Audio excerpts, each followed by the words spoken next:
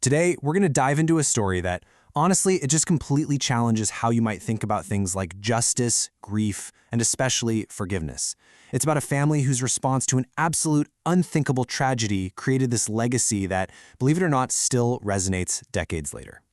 And it all really hinges on one woman's choice. A choice she made in the face of this devastating loss. A choice that, on the surface, seemed to defy all logic. But it would end up transforming an entire community and really redefining what's possible through faith. So to really understand her decision, we have to go back. We have to start at the beginning, in this remote corner of the Amazon rainforest, with a mission that was filled with so much hope, but also so much peril. Okay, so picture this. It's the mid-1950s. Jim Elliot and 4 of his buddies, all missionaries, they venture deep into the Ecuadorian jungle. Their goal? To make peaceful contact with the Guarani people, who at the time were known as the Auca, a tribe that was completely cut off from the outside world. But in January of 1956, the whole mission came to the shocking, violent end. All 5 of the men were killed. And you can only imagine, back at their base, their wives, including Jim's wife, Elizabeth Elliot, are just waiting for news. When that news finally comes, it is the worst thing imaginable. Their husbands are gone. The mission ended in bloodshed. Their families were just completely shattered. And right here, this is where the story takes a turn that absolutely nobody could have seen coming. It shifts from a story of loss to one of this incredible, just unwavering resolve. And it all centers on what Elizabeth Elliot does next. Seriously, just for a second, put yourself in her shoes. The person you love most in the world has just been violently taken from you. What do? I mean, do you seek revenge? Do you just retreat in your grief? Or do you do something else entirely? Well, the logical advice, the advice from the mission organizers, was super clear. Stay away. It's way too dangerous. But Elizabeth's gut, her conviction, it pointed in the exact opposite direction. She felt this profound calling to go back, to the very people who had just murdered her husband. You see, for Elizabeth, this wasn't about logic at all. It was about the very core of her faith. Her conviction was simple, and it was powerful. A faith that isn't worth dying for, well, it isn't worth living for in the first place. If she truly believed in what she and Jim had set out to do, then his death couldn't possibly be the end of it. So what happened next it's almost unbelievable.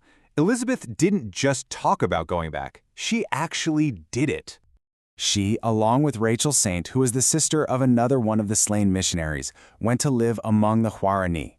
And they showed up not with weapons, not with anger, but with a message that was the total opposite of vengeance.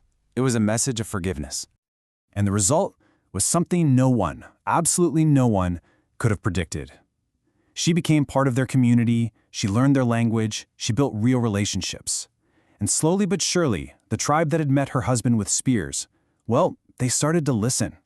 And over time, many of them came to embrace the faith she was sharing. And this included one person whose conversion would make this story nothing short of legendary. This is really the heart of the whole thing. It isn't just about a mission trip gone wrong.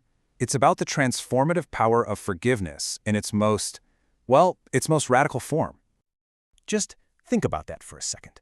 The very man who threw the spear that killed Jim Elliot eventually came to embrace the faith that Jim had died trying to share. And the person who guided him there? It was Jim's own widow, Elizabeth.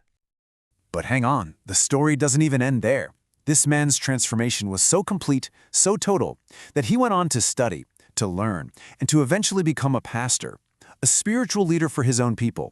A killer literally became a shepherd. The final piece of this story, wow, it brings everything full circle in a way that's almost poetic.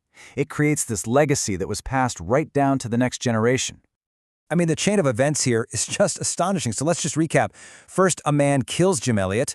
Then Jim's widow, Elizabeth, goes back and leads that same man to faith. He then converts and becomes a pastor. And then years later, that very same pastor baptizes the son that Jim Elliot never even got to meet. It's just this incredible circle of grace and reconciliation and redemption. You know, what their story really shows us is something incredibly powerful.